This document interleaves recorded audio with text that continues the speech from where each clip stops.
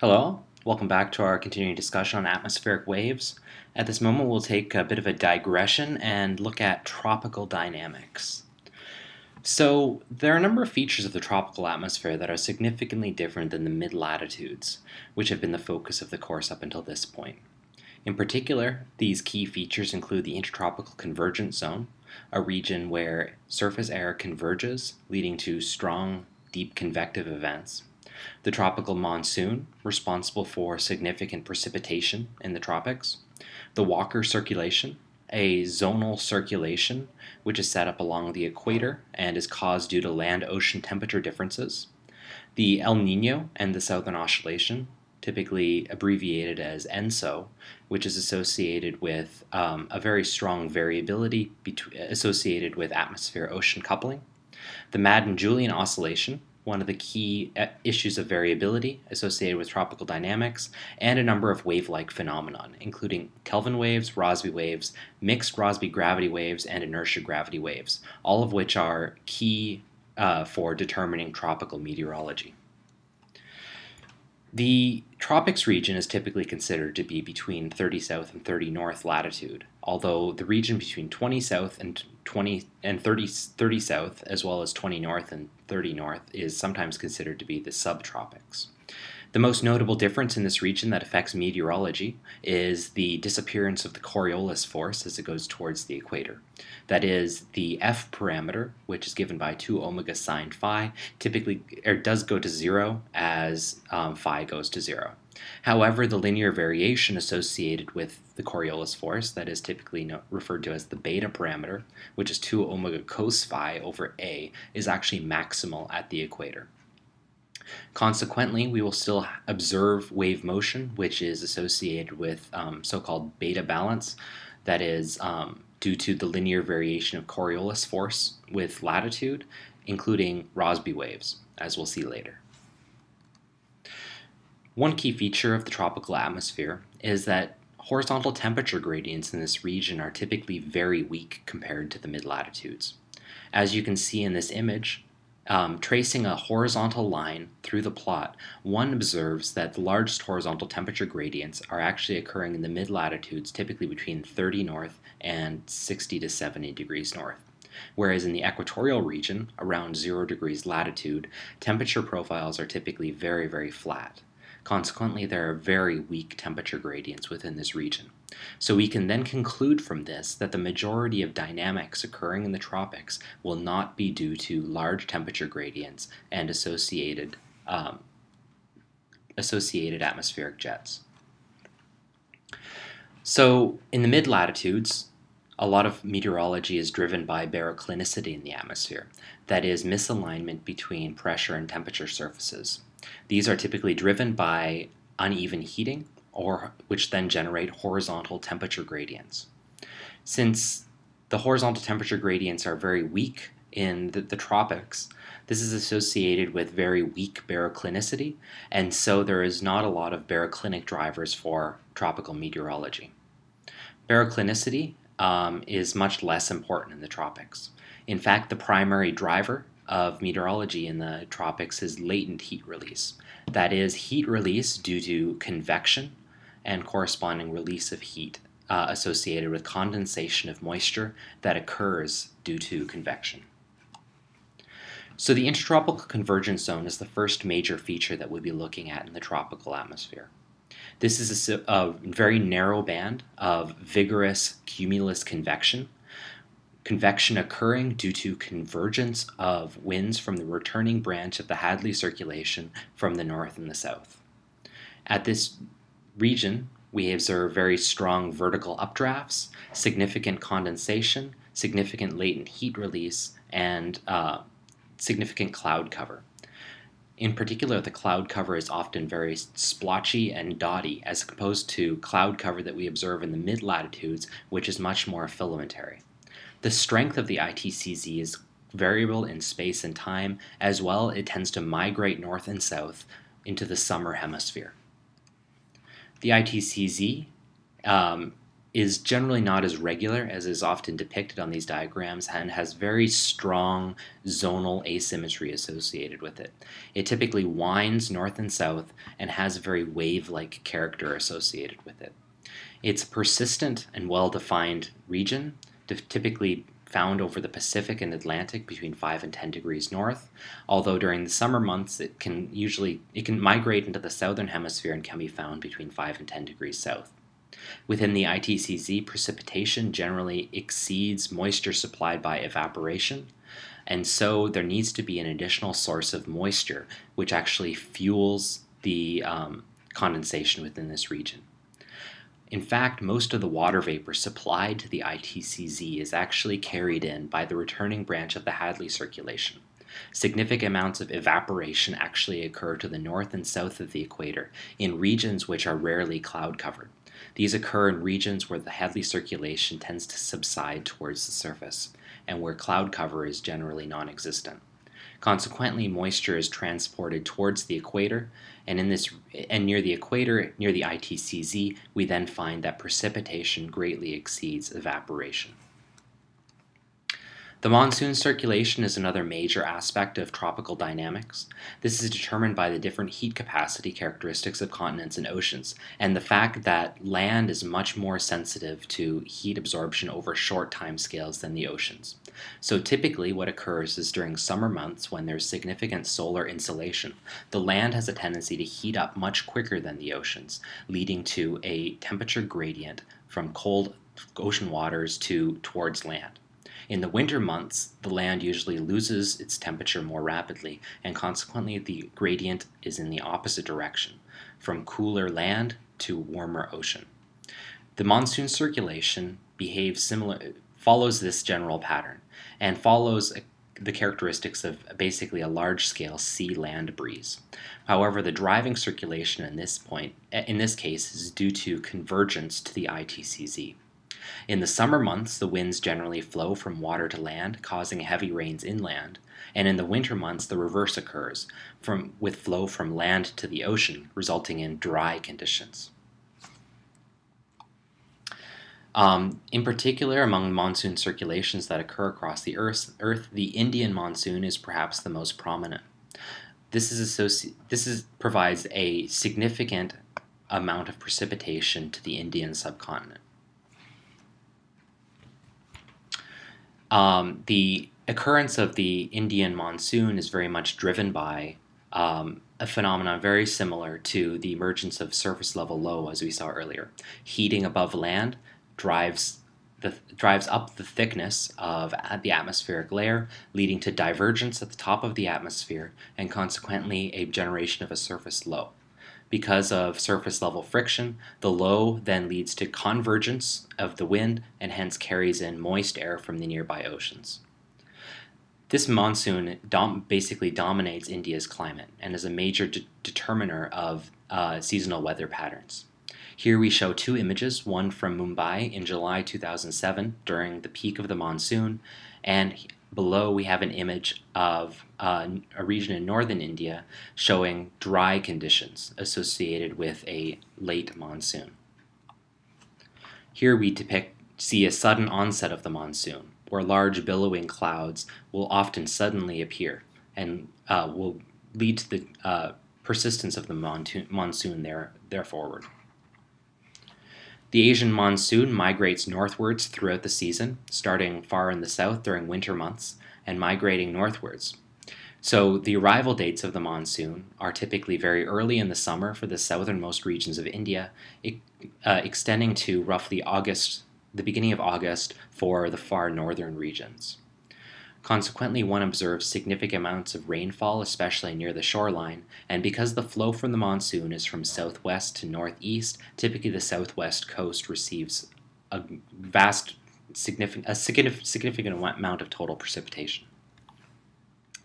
The Walker circulation is another phenomenon which appears near the equatorial regions in the tropics, and this is a circulation which is driven again by land-ocean temperature contrasts. Here, since land temperatures are typically warmer than the ocean, we have the generation of a circulation whereby we generally have convergence of surface winds above land, and hence upward vertical velocities typically above land. This has the effect of driving a circulation, which appears similar to the one depicted here. We have the majority of equatorial flows dominated by an easterly flow due to the weak Coriolis forcing due to the returning branch of the Hadley circulation near the surface. However, in upper levels, we have divergence away from convective regions. That is, there's typically divergence away from the continents and subsidence that then occurs over oceans in order to compensate for the loss of mass. So this equatorial circulation is due to temperature differences over land and ocean, and the flow generally tends to be easterly. However, due to the fact that the Coriolis force is negligible, there is much more opportunity for zonal forcing to occur, and so surface temperature plays a much greater role in determining the overall dynamics of the tropics.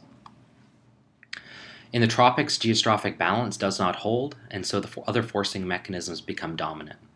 The Walker circulation is then defined as a conceptual model of airflow in the tropics which is caused by differences in heat distribution between ocean and land, and appears similar to what was shown in the previous image.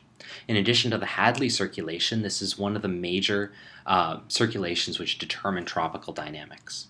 And in fact, this circulation is very closely connected to the oceans and one of the major drivers of atmosphere-ocean connections. We generally see that connection via what is known as the El Nino Southern Oscillation, which is an oscillation between two states, one being so-called normal La Niña conditions and another being El Nino conditions. La Niña conditions are generally set up when the ocean mirrors the Walker circulation. So we generally have rising motion over the western Pacific, westward propagation near the surface of the equator, eastward propagation at upper levels, and subsiding air in the eastern Pacific.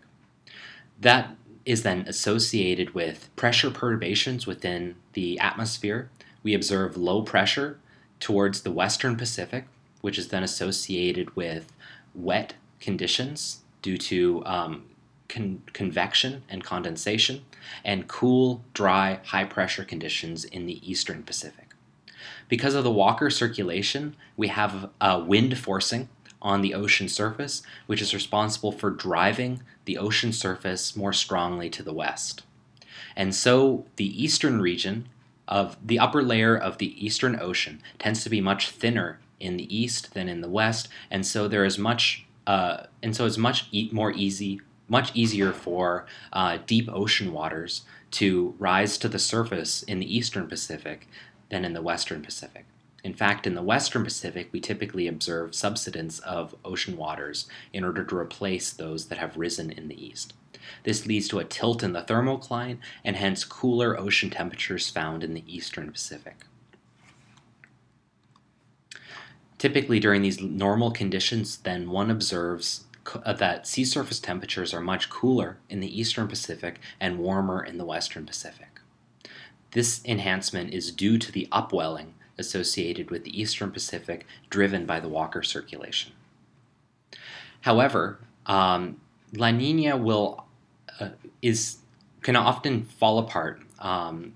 The introduction of instabilities into the equatorial flow will often cause this initially unstable state to collapse into what is known as an El Nino episode. El Nino and La Nina are basically two different paired type of atmospheric conditions, and which oscillate between one another at an irregular frequency. El Nino and La Nina are officially defined as sustained sea surface temperature anomalies with a magnitude greater than 0.5 degree Celsius over the central tropical Pacific Ocean. When the condition is met for a period of less than 5 months, it is typically classified as El Nino or La Nina conditions. If the anomaly persists for 5 months or longer, it is classified as an El Nino or La Nina episode.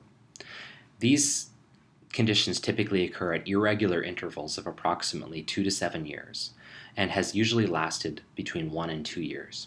The irregularity associated with it suggests an inherent chaos within the underlying atmosphere-ocean system. The El Nino event typically occurs due to a collapse of the Walker circulation.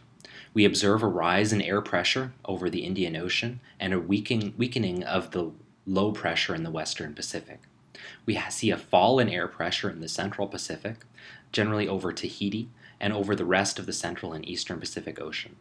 The trade winds typically weaken, and the Walker circulation weakens further and can collapse in some cases.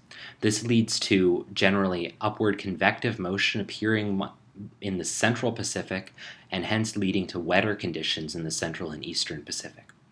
Warm air rises near Peru, often causing rain in the deserts that are there.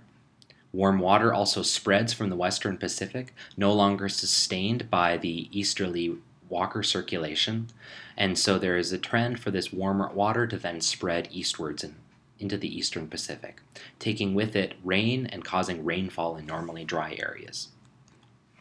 Here we see the depiction of an evolving El Nino episode. Here in January 1997, we have La Nina conditions, so-called normal conditions, where we have enhancement of Western Pacific sea surface temperatures. As you can see here, the depth of the thermocline is much shallower in the Eastern Pacific than in the Western Pacific, and hence upwelling of cold ocean waters is responsible for driving down sea surface temperatures in this region.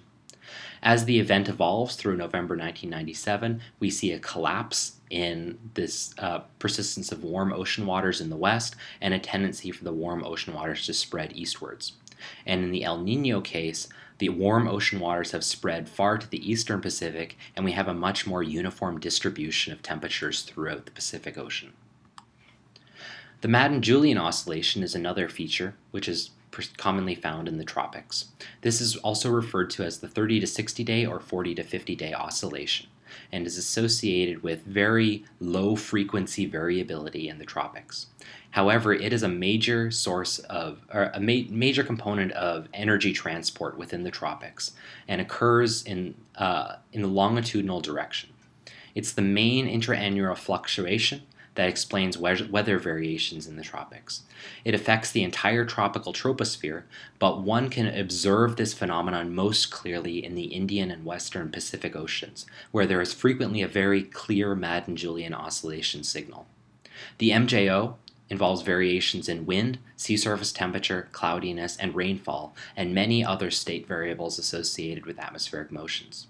Since most tropical rainfall is convective, and convective cloud tops are very cold, that is, they emit at the temperature of the background air, which is typically much colder due to the moist adiabatic lapse rate, the MJO appears to be most obvious in satellite observations of outgoing long-wave radiation. Here on the right-hand side, we see observed outgoing long-wave radiation over a region spanning from the Grand Meridian eastwards to the international dateline, spanning the Indian Ocean and Western Pacific. One observes here a very clear signal where you have eastward propagation of the cloud tops associated with the Madden-Julian oscillation. Here, the slope of these cloud tops being downward and to the right suggests towards the future in time propagation and eastward propagation of these tops. These observations are obtained from infrared satellite observations and propagate east at approximately 5 meters per second. The recurrence interval for these anomalies is approximately between 30 and 60 days, and whereas the OLR signal west of the dateline tends to be much weaker and is much more prominent in regions where there is a significant, where oceans constitute a significant component of the surface. However, it's worth noting that the mechanisms behind the MJO are not particularly well understood, and there's ongoing research trying to understand how exactly one can represent the MJO in climate models, as well as understanding the underlying physics between this phenomenon. The Madden-Julian oscillation is associated with a convective event, and much similar to wave-like propagation, we see enhancement and suppression of convection at regular signals, along with a wave that propagates eastwards, representing suppression and enhancement of convection. This is typically a wave number 1 to 2 signal, suggesting that it has very long spatial extent associated with it, although being very long wave signals suggests also that it is responsible for transporting a significant amount of energy zonally. We are now going to tackle the question of equatorial waves. Equatorial waves are an important class of eastward and westward propagating disturbances present in both the atmosphere and ocean. One feature of the type of waves that we'll be investigating is that they are so-called trapped waves. That is, the magnitude of these waves will decay away from the equator, and consequently the waves cannot propagate into the mid-latitudes. These waves typically propagate zonally, that is, only in the east-west direction. The types of waves that are prominent in the equator include equatorial Kelvin waves, which we'll see here, as well as equatorial Rossby, mixed Rossby gravity, and inertia gravity waves, which we'll see next time. Atmospheric equatorial waves are generally excited by diabatic heating by organized tropical convection, that is, latent heat release leading to the occurrence of perturbations in the atmosphere that then drive the emission of waves away from their origin. Oceanic equatorial waves are typically excited by wind stresses, that is, by atmospheric forcing of the ocean surface. These waves communicate the effects of convective storms over large longitudinal distances, so they have the capacity of carrying the energy associated with these events over large distances. Kelvin waves are going to be the focus of today's lecture. They're a form of trapped gravity wave and come in two varieties. Equatorial Kelvin waves, which have a boundary which is the equator and hence have to be symmetric about the equator, and coastal Kelvin waves, which propagate along a coastal boundary. Both types of phenomena require some sort of boundary to exist. So in one case being the equator and in the other case being a coastline. This is a general property of Kelvin waves. Coastal Kelvin waves appear like the image depicted here. We see enhancement of the wave going eastward along the wave, or from another perspective, decay of the wave going towards the west. Wave propagation is always northwards in this case. For equatorial Kelvin waves, we see propagation along the equator with decay moving away from the equator. The direction of propagation for equatorial Kelvin waves is always eastward. Our starting point for deriving equatorial Kelvin waves will be the shallow water equations. These are a simplified barotropic vertically integrated form of equations where we assume a free surface which is allowed to vary in time. The free surface height is then denoted by the symbol h, and we assume constant density below this layer. Hence, this is a perfect approximation for the ocean, but is slightly more difficult to apply in the atmosphere. The closest analog in the atmosphere would be the evolution equation describing the fluid column trapped between two isentropic surfaces, that is, two surfaces of constant potential temperature. The shallow water equations nonetheless exhibit some of the key features of fluid motion. In particular, we see advection of momentum in the form of the material derivative. We see Coriolis forcing, and we see a pressure gradient term here. The pressure gradient is in perhaps a slightly different form than you've seen previously, but it looks here like gravity times the derivative of the free surface height. The localized pressure, as you can imagine, is proportional to the amount of mass within that column, and hence we see why the height of the free surface then gives us a localized pressure. The continuity equation, which is the third equation shown here, is exactly the same as the density continuity equation that we started with in height coordinates, except with rho replaced with the free surface height h. For equatorial Kelvin waves, we assume a Coriolis parameter at the equator, approximated by an equatorial beta plane, that is, f is equal to beta times y, because the Coriolis parameter at the equator is exactly equal to 0. The beta parameter is equal to 2 omega cos phi over a. However, since we're situated at the equator, cos phi is equal to 1, and so beta is simply 2 omega over a. We're going to assume that the meridional velocity vanishes everywhere. That is, v is equal to 0 everywhere in order to simplify the equations. The shallow water equations then reduce to the form shown here. So this is still an exact form with v equals 0 and f equals beta times y. We will linearize these equations about a state of rest with mean height capital H. That is, we assume u equals u prime, v is equal to 0, and little h is equal to capital H plus h prime. We then expand out the equations and eliminate small terms, that is, products of two perturbations, and eliminate derivatives of capital H. The effect is then equations 1, 2, and 3 shown here. 1 being zonal momentum, 2 being meridional momentum, and 3 being continuity. In order to eliminate h prime, we compute the time derivative of equation 1 minus g times the x derivative of equation 3, which then yields the wave equation shown below. The wave equation is then a closed form equation for u prime as a function of time and the zonal coordinate x. In fact, the wave equation describes waves which propagate away from a central location with a fixed wave speed. Here the phase speed is given by square root of gh, where h is the mean surface height. The wave equation simply describes waves which can propagate either east or west, but are non-dispersive. That is, there is no wave number dependency associated with individual waves. We now seek solutions in x and allow for amplitude variation in y. So we're going to assume wave-like solutions in the zonal direction, and we're going to assume that there is some unknown functional dependency in the meridional direction. The reason for this is we've already seen that the zonal direction satisfies the wave equation, and so we can conclude that zonal perturbations will be wave-like in nature. However, in the meridional direction, we see that we have a non-constant coefficient, that is beta times y, that appears in these equations, which will lead to a non-wave-like behavior in the meridional direction. So substituting in these wave-like solutions into the equations of motion, we then obtain equations 1, 2, and 3. If we rearrange equation 1 and solve for h hat, we then obtain that h hat is equal to c over g times u hat, which for one suggests that h hat is in phase with u hat.